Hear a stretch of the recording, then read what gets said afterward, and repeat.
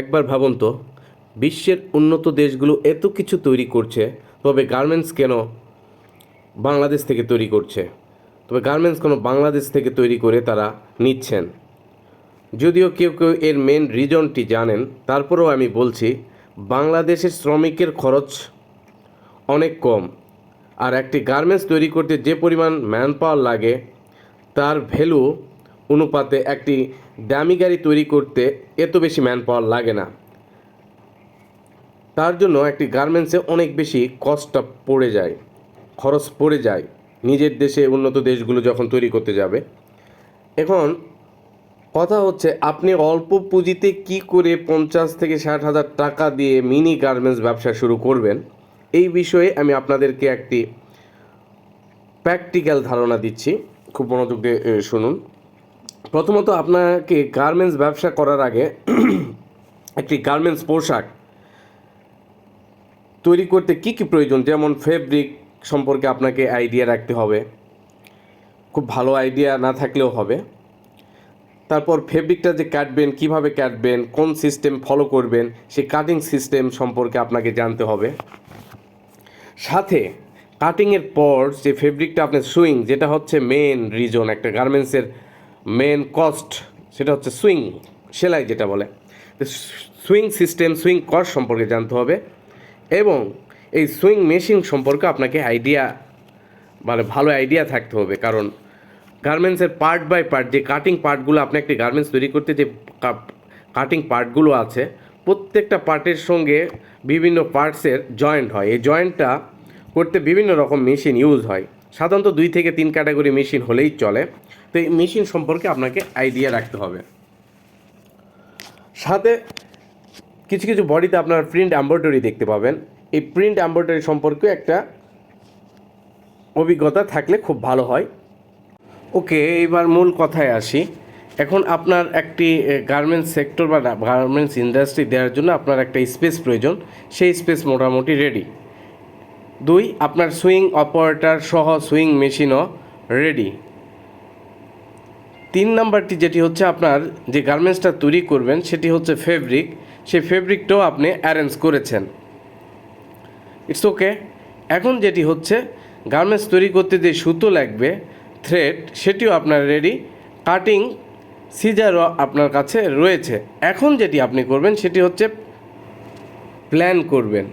প্ল্যানটি কিভাবে করবেন সেটি হচ্ছে, একটি গার্মেন্টসের বডি আপনাকে সংগ্রহ করতে হবে, স্যাম্পল, অথবা একটি গার্মেন্টসের ছবি। এই গার্মেন্টসটি নিয়ে আপনাকে কস্টিং করতে হবে, অ্যানালাইসিস করতে হবে যে এরকম একটি গার্মেন্টস তৈরি করতে আপনার টোটাল খরচ কত পড়বে। তাহলে আপনার কি হবে, আপনার যদি পূর্বে কস্টিংটা করা থাকে, তাহলে কস্টিংটা আপনি কিভাবে করবেন। ধরুন আপনি 2 কেজি ফেব্রিক কিনলেন, সেখান থেকে কয় পিস গার্মেন্টস হলো, তাহলে 2 কেজি ফেব্রিকের ধরে নিলাম যে 5 পিস গার্মেন্টস হলো বা 10 পিস গার্মেন্টস হলো। সেই 10 পিস গার্মেন্টস 2 কেজি ফেব্রিকের প্রাইসটা ভাগ করে দিলে এক পিস গার্মেন্টসের প্রাইস চলে আসলো, ফেব্রিক প্রাইস চলে আসলো। এখন আপনাকে 10 পিস গার্মেন্টস তৈরি করতে সুইং কস্ট কেমন আসতে পারে সেটি আপনাকে কমাতে হবে। কারণ আমি আগে বলেছি, গ্রামে গঞ্জে যদি আপনি সুইং করেন, আপনার এলাকাতে যদি করেন, তাহলে আপনার অর্ধেকে কমে আসবে সুইং কস্ট। আর কাটিংয়ের বিষয়টা হচ্ছে, আপনি খুব সহজে মার্ক করে যে গার্মেন্টসটা তৈরি করবেন, সেই গার্মেন্টসের কাটিংটা আপনি একসাথে 10 পিস 50 পিস ফেব্রিকের উপর ফেব্রিক রেখে কাটিং করতে পারবেন, কোনো সমস্যা নেই।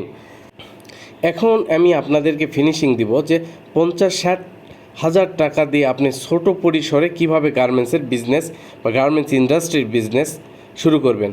তো ছোট্ট একটা ফ্যাক্টরি দেওয়ার জন্য আপনি প্রথমেই যেটি করতে হবে সেটি হচ্ছে একটি স্পেস। সেটা অবশ্যই আপনার ভিলেজে বা আপনি যেখানে থাকেন সেখানে করতে হবে, যাতে সেই স্পেসের ভাড়াটা যাতে আপনাকে না দিতে হয়।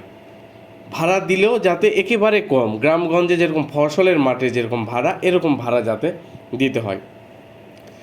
সেকেন্ড অপশানটি হচ্ছে, আপনি যখন 2টি বা 3টি মেশিন কিনবেন, ধরুন যে 30,000 টাকা বা 35,000 টাকায় 2টা বা 3টা মেশিন কিনলেন, সেকেন্ড হ্যান্ড মেশিন অবশ্যই কিনবেন। এখানে আপনার ইনভেস্ট হলো, এই মেশিনটা আপনি পরবর্তীতে অন্য জায়গায় বিক্রি করে আবার নতুনও নিতে পারবেন। তো এটা আপনার একবারে ইনভেস্ট। এখন আপনার কি খরচ হবে দেখুন, আপনি যে ফেব্রিকটা কিনছেন এই ফেব্রিকের কস্টটা আপনার পড়ছে, সাথে আপনার যে ফেব্রিক কেনার পর যে কাটিংটা করছেন এই কাটিংয়ের কস্টটা তেমন নয়, আমি আগেও বলছি এটা একসঙ্গে অনেক ফেব্রিকের উপর ফেব্রিক লেয়ার দিয়ে আপনি কাটিং নিজেও করতে পারবেন, শুধু এইভাবে মার্কারটা বসিয়ে মার্ক করে নিয়ে কাটিং করলেন। মেন যে অপারেশন সেটি হচ্ছে সুইং, সেলাই, যেটা এই সেলাই কস্ট যদি আপনি কমাতে পারেন তাহলে অবশ্যই আপনার কাছে মানুষজন গার্মেন্টসের অর্ডার দিবে, মানে আপনার কাছ থেকে গার্মেন্টস বানাই নিবে, স্যাম্পল দিয়ে বলবে এরকম একটা গার্মেন্টস বানাই দিতে আপনি কত টাকা নেবেন আমাকে বলুন। তারা যদি দেখে আপনি ভালো একটা কম কস্ট দিতে পারেন যেটা যাতে তার ব্যবসায় লাভ হবে, তাহলে অবশ্যই আপনাকে তারা অর্ডার দিবে। এই তো গেল আপনার এখন হচ্ছে ফেব্রিক কস্ট গেল, এখন মেকিং কস্ট অর্থাৎ হচ্ছে সুইং কস্ট। তো সুইং কস্টটা ইজি আপনার জন্য, যেহেতু আপনি নিজের বাসভবনে আপনার ছোট পরিসরে ফ্যাক্টরি চালু করছেন, সেজন্য আপনি কিছু কিছু মহিলা বা দেখবেন যে অনেকে গার্মেন্টসের চাকরি ছেড়ে বাড়িতে গেছে, তাদের সঙ্গে যোগাযোগ করে বলবেন যে আমি সীমিত পরিসরে প্রথমে একটি গার্মেন্টস স্টার্ট করেছি, তোমরা যদি আমাকে সহযোগিতা করো হয়তো আমি ভালো অর্ডার পাইলে তোমাদেরকে ভালো বেতন দিব। দেখবেন ওনারা যদি গার্মেন্টসে চাকরি করে থাকে তাহলে আপনাকে 100% সাপোর্ট দিবে।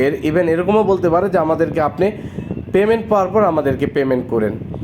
তো এইভাবে আপনি তাদেরকে প্রপোজাল দিতে পারেন যে প্রথম অবস্থায় আমি একটা গার্মেন্টসের উপরে তোমরা 3 জন কাজ করলে এত টাকা দেবো, যেভাবে কস্টিং করলে আপনি একটা লাভ পাচ্ছেন সেভাবে কস্টিংয়ের উপর আপনার লাভ রেখে তাদেরকে একটা প্রথমে বডি মান্থলি স্যালারি হিসাব না করে প্রথমে তাদেরকে কত পিস বডি তারা বানাচ্ছে তার উপরে একটা টাকা তাদেরকে আপনি দিলেন, সেক্ষেত্রে আপনার জন্য খুব ভালো হবে।